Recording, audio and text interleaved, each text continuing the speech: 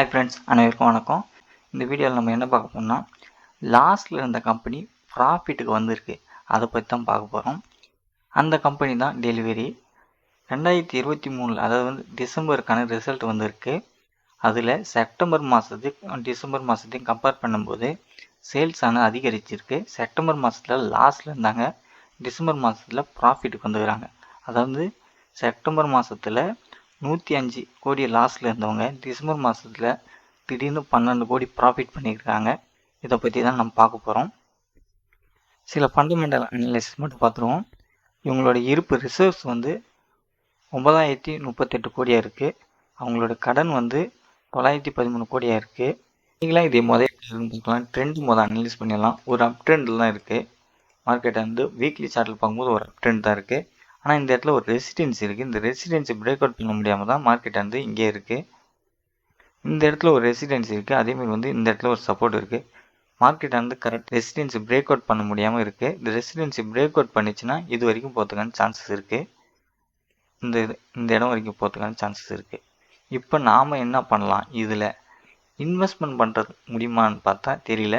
ஆனால் ட்ரேட் பண்ணுறதுக்கான ஒரு வாய்ப்பு அதிகமாகவே இருக்கும்.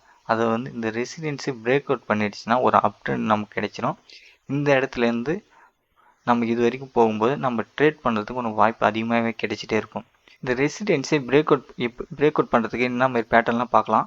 அதில் டே சார்ட்டில் பார்க்கலாம். டே சார்ட்டில் பார்க்கும்போது இந்த இடத்துல ஒரு டபுள் டாப் இருக்குது. இந்த டபுள் டாப் இருக்கிறதுனால தான் ரெசிடென்சி பிரேக் அவுட் பண்ண முடியாமல் மார்க்கெட் இதே இடத்துல இருக்குது. இந்த ரெசிடென்சி பிரேக் அவுட் பண்ணால் தான் நம்மளால் ட்ரேடிங்கே பண்ண முடியும். ட்ரெண்ட் வைஸாக பார்க்கும்போது ட்ரெண்டு கரெக்டாகவே தெரியுது. கரெக்டாக ஒரு இடத்துல உட்காந்துட்டு மறுபடியும் மேலே போயிருக்கு. இந்த ரெசிடென்சி பிரேக் அவுட் பண்ணணும் அப்படின்னா தான் நம்மளால் ஒரு ட்ரேட் பண்ண முடியும். இப்போதைக்கு ரெசிடென்சி பிரேக் அவுட் பண்ணலை.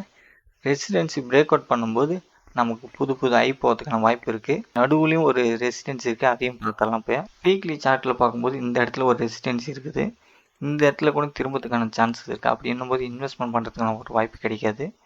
நம்ம ட்ரேட் பண்ணும்போது நமக்கு வாய்ப்பு அதிகமாகவே இருக்கும். இந்த இடத்துல இது வரைக்கும் போகிறதுக்கான சான்சஸ் அதிகமாக இருக்கும். இந்த ட்ரேடிங்கில் நம்ம ப்ராஃபிட் பண்ணுறதுக்கான ஒரு வாய்ப்பு இருக்குது. பிகினராக இருந்தால் ஒரு அட்வைஸ், இந்த ஸ்டாக் அதிகப்படியான ஏற்றத்தையும் அதிகப்படியான இறக்கத்தையும் கொடுக்கும். ரிஸ்க் நிறைஞ்ச ஒரு ஸ்டாக் தான். உங்களோட ஓன் ரிஸ்கில் நீங்கள் அனலைஸ் பண்ணி ட்ரேட் பண்ணுங்கள். இது என்னுடைய தனிப்பட்ட அட்வைஸ். நன்றி.